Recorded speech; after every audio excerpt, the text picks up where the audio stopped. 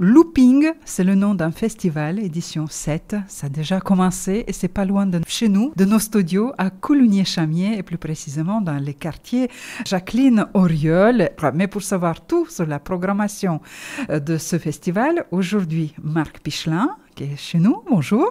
Et l'invité de festival, Tanguy Jossic. Tout à fait. Alors je suis un des invités.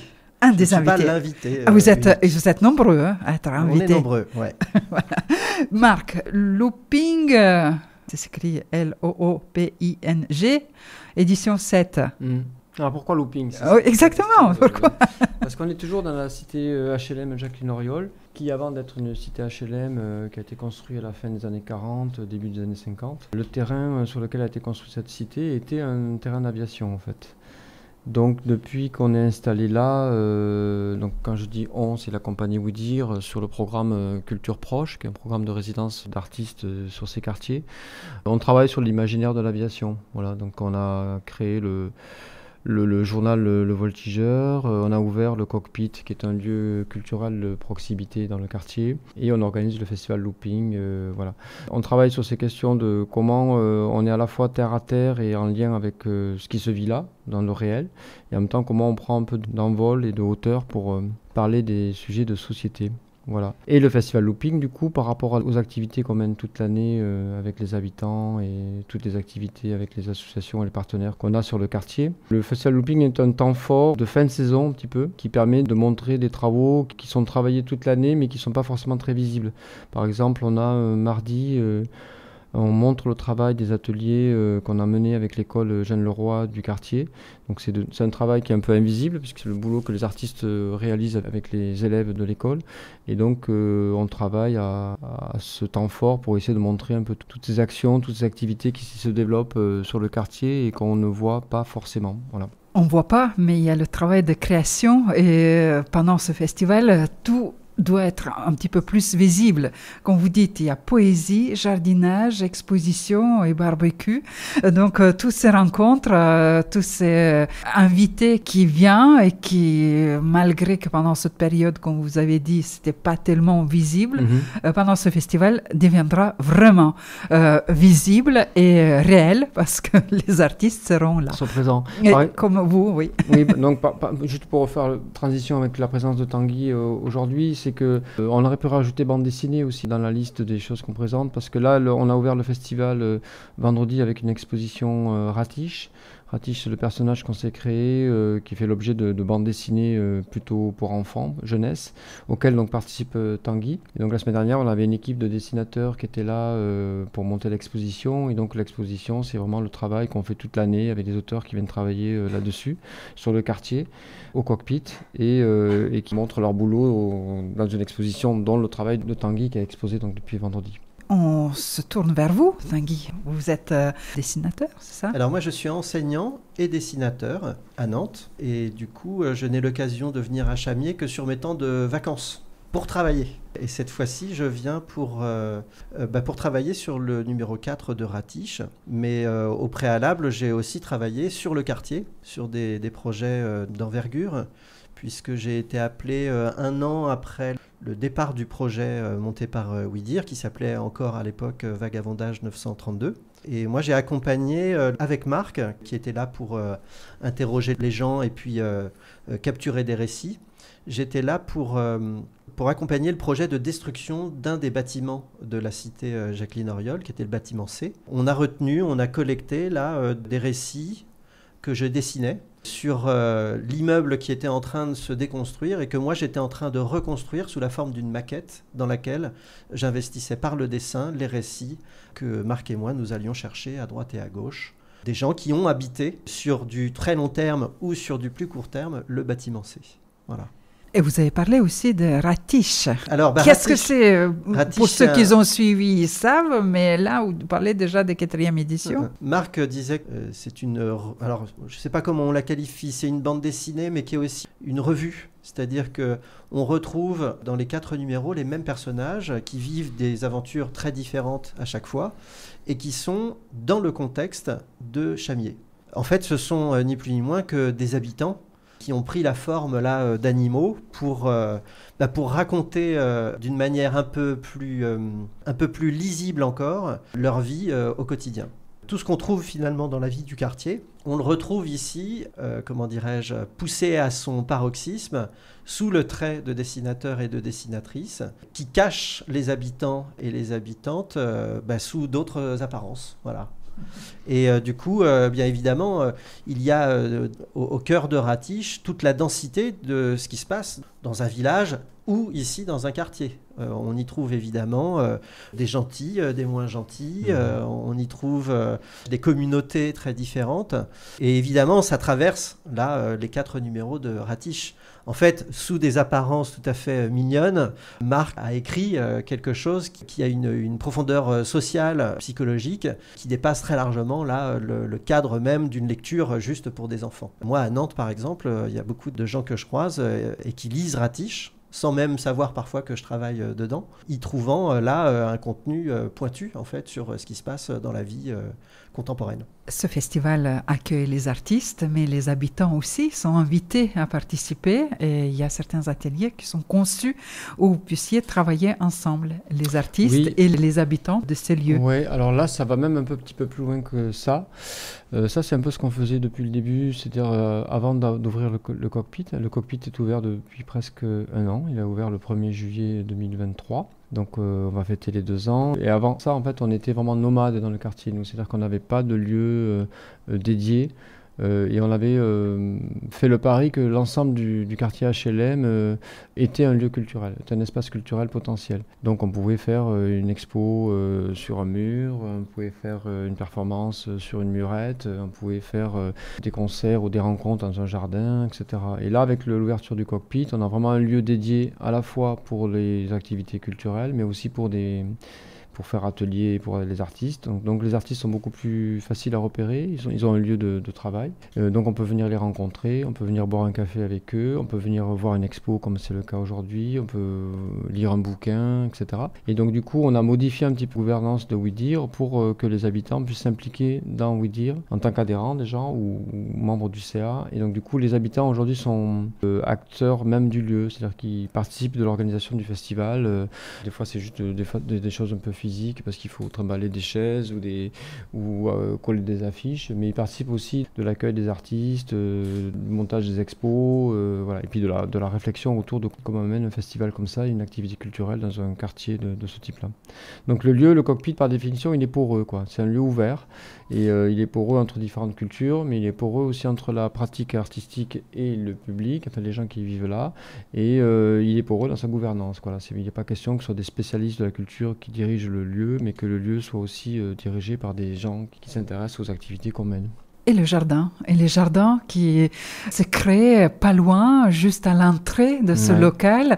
C'est vraiment symbolique pour planter, pour fleurir, pour végétaliser ce lieu, souvent hostile avec les bâtiments, les routes, les parkings. Mais non, voilà, c'est possible aussi de créer l'autre chose. Un jardin comme celui qu'on est en train de créer avec les habitants qui vivent là, c'est un jardin qui est surtout là pour sensibiliser aux questions environnementales, évidemment, mais aussi des questions des nourritures, en fait. Voilà. Comment on se nourrit, comment on s'alimente et comment on fait attention à tous les êtres vivants qui sont autour de nous. Et c'est vrai que dans les quartiers prioritaires ou les quartiers politiques de la ville, comme on dit aujourd'hui, quartiers pauvres pour faire simple, on a l'impression que ces questions d'alimentation sont secondaires. Et nous, on les a mis à l'avant de notre projet parce qu'on pense que les questions d'alimentation et de nourriture, alors quand on parle de nourriture, c'est évidemment ce qu'on peut manger et boire, mais c'est aussi la nourriture poétique, philosophique, etc. Comment on s'alimente de plein de choses, font partie en fait intégrante de nous-mêmes, voilà. Et c'est parce qu'on vit dans un quartier où on peut avoir des problèmes de logement, de santé, d'emploi ou je sais pas quoi, qu'on n'est pas un être sensible et culturel. Et donc on peut être sensible à son environnement, à ce qu'on mange, à ce qu'on boit, à la qualité de la rencontre qu'on fait avec les uns et les autres. Et donc nous on travaille autour de ces questions-là. Donc c'est un jardin qu'on n'impose pas, c'est pas un jardin qu'on a pensé en amont et qu'on essaye d'installer. C'est un jardin qui se construit au jour le jour depuis 1 an et demi, qui est éphémère parce qu'il va être entièrement démoli quand le programme de rénovation urbaine va s'intéresser au paysage, enfin à l'espace paysager. Et on travaille avec cette provisoire et cet éphémère à à essayer de planter des rosiers, planter des radis, planter des tomates, des haricots, et effectivement améliorer un petit peu notre espace extérieur qui est souvent dégradé parce que pas pris en compte, quoi. Voilà.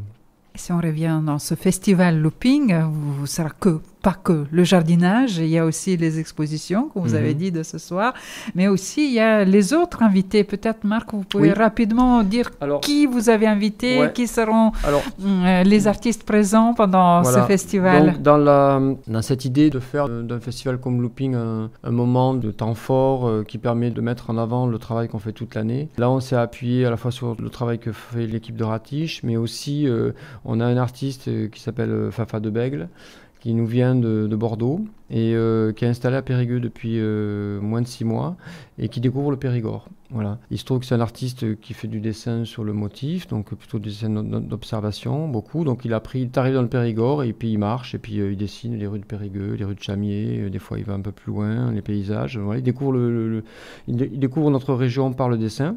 Donc on a décidé de lui proposer une exposition de ses premières balades, donc qui vont se faire dans la cabane du jardin 62 au Jardinot. Et en même temps, comme il est aussi artiste de rue, parce qu'il est graffeur, on lui a confié le mur du Jardinot pour venir faire une image sur ce mur. Donc du coup c'est une image en très grand, parce que ça doit faire 200 mètres carrés, j'imagine, enfin très grand. Et donc ça lui permet de se présenter aux gens qui vivent ici. Et puis en même temps, c'est un artiste d'une très grande qualité, donc on est heureux de l'avoir avec nous et qu'il ait rejoint l'équipe. Dans le même genre, on a 2 autrices qui nous viennent de Bordeaux, qui ont été proposées par l'université Bordeaux-Montaigne, avec laquelle on est en partenariat. Et un partenariat qui a été constitué par l'agence culturelle du département. Et donc l'université nous confie 2 autrices, qui viennent travailler au cockpit pour démarrer un petit peu leur carrière, on va dire, en tout cas démarrer un peu ce travail sur la résidence, parce qu'ils ont fait les 2 ont fait un master illustration donc à l'université, donc elles ont un bagage universitaire assez important, mais après elles n'ont pas une expérience de terrain puisqu'elles sont toutes jeunes et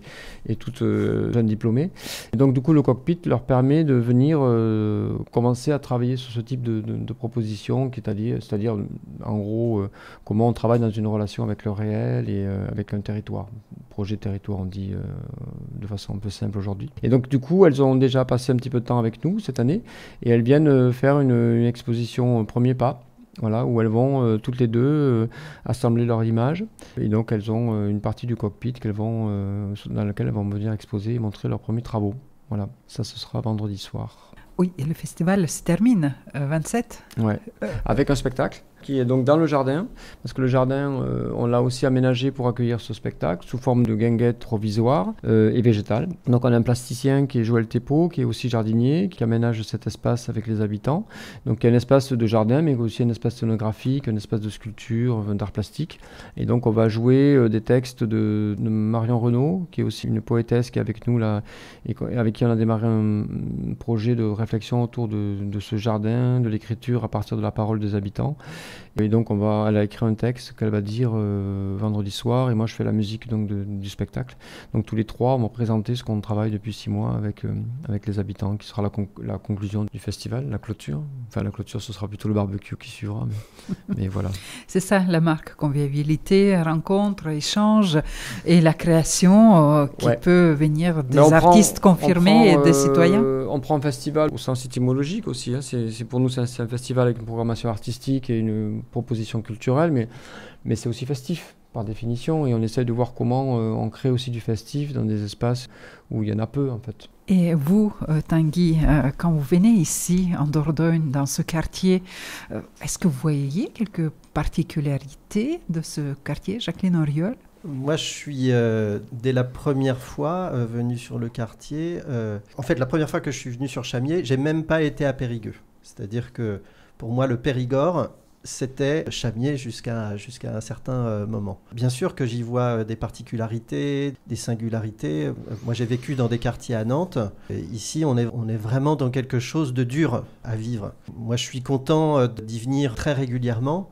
Mais y vivre au quotidien, je pense que ce serait très dur pour moi. Du coup, j'y vois aussi un rapport très privilégié avec les habitants, les habitantes du quartier. Peut-être dans mon propre quartier, j'aurais du mal à nouer, parce que du coup, d'être sollicité de toutes parts et en permanence, ça peut à un moment être épuisant dans une vie quotidienne. Là, moi, je sais que quand je viens à la fois comme un mercenaire, j'y viens aussi pour retrouver des amis, des habitants auxquels on s'est attaché et avec qui on a des conversations à poursuivre. Moi, j'y vois un quartier qui s'ouvre de plus en plus par la présence des artistes. C'est vraiment notable, c'est-à-dire que les premières fois où je suis venu, j'avais l'impression que les gens me dévisageaient. Moi, j'ai commencé par prendre des photos dans le quartier et du coup, on me demandait si j'étais policier, si j'étais flic, qu'est-ce que je faisais là. Et puis évidemment, à force de venir, à force de parler, eh bien, on sent que les gens s'ouvrent, ils ont moins peur. Et puis moi, pareil, hein, de la même manière, je m'ouvre, je suis moins face à mes peurs, à des peurs ancestrales. Et oui, alors je dirais la singularité, elle vient surtout des habitants. C'est-à-dire qu'on a des discussions avec chacun, chacune, et évidemment, ils nous livrent des histoires, des récits là qui sont très habités, très campés. Hein. Beaucoup ont besoin de faire surgir les choses parce que parfois ils sont dans une telle solitude qu'ils ont du mal à partager, même avec des voisins et des voisines. J'ai la sensation aussi que le projet permet justement aux gens de se rencontrer bien plus que si on n'était pas là. Parce que tous ces événements festifs sont aussi des moments de cohabitation très intenses où les uns préparent une salade pour les autres, où on discute de la maladie du petit chien, où on parle de la famille qui est éloignée. Donc oui, effectivement, moi je sens bien que à la fois notre rôle à nous d'artistes, il a pour une fois du sens, c'est-à-dire qu'on n'est pas juste à étaler de l'ego en surface d'une toile ou d'un papier, parce que justement on permet ces rencontres. On fait tomber aussi quelques présupposés. Moi, j'ai vu des habitants du quartier qui certainement votent pour des politiques qui refusent le contact avec l'étranger. J'en ai vu ici qui rencontraient les étrangers et qui certainement ont changé un petit peu leur vision aussi du monde. Et je pense que le lien qu'on crée ici, c'est avant tout ça, quoi. C'est une passerelle entre des communautés différentes, entre des générations aussi différentes. Voilà, les jeunes rencontrent les moins jeunes. Je pense que ça, c'est une volonté forte dès le départ du projet, quoi, de travailler avec les écoles, de travailler avec les gens qui débarquent sur le quartier, qui viennent de l'étranger et qui sont en transition vers un ailleurs, et puis des gens qui sont là depuis des années et des années sur le quartier et qui voient évidemment des changements qui s'opèrent parce que la société change. Il n'y a pas que le festival, ils sont tous les jours là. Tout à fait. Et Cockpit est ouvert, comme vous avez dit, c'est un lieu de rencontre, d'échange et de création. Merci d'être venu, d'avoir trouvé le temps de monter la colline jusqu'à nos studios. Bon festival et bonne continuation et que toutes ces rencontres et les projets se poursuivent. Ce qu'on peut juste signaler, mais peut-être tu vas le redire, c'est que en fait, toutes les manifestations sont gratuites. Donc on peut venir assister à tout sans rien débourser. Et en plus, on peut voir plein de choses différentes, rencontrer les personnes merveilleuses et magnifiques. Et bon festival. Merci à vous deux, à Marc Pichelin et Tanguy Jossic. Merci beaucoup. Merci.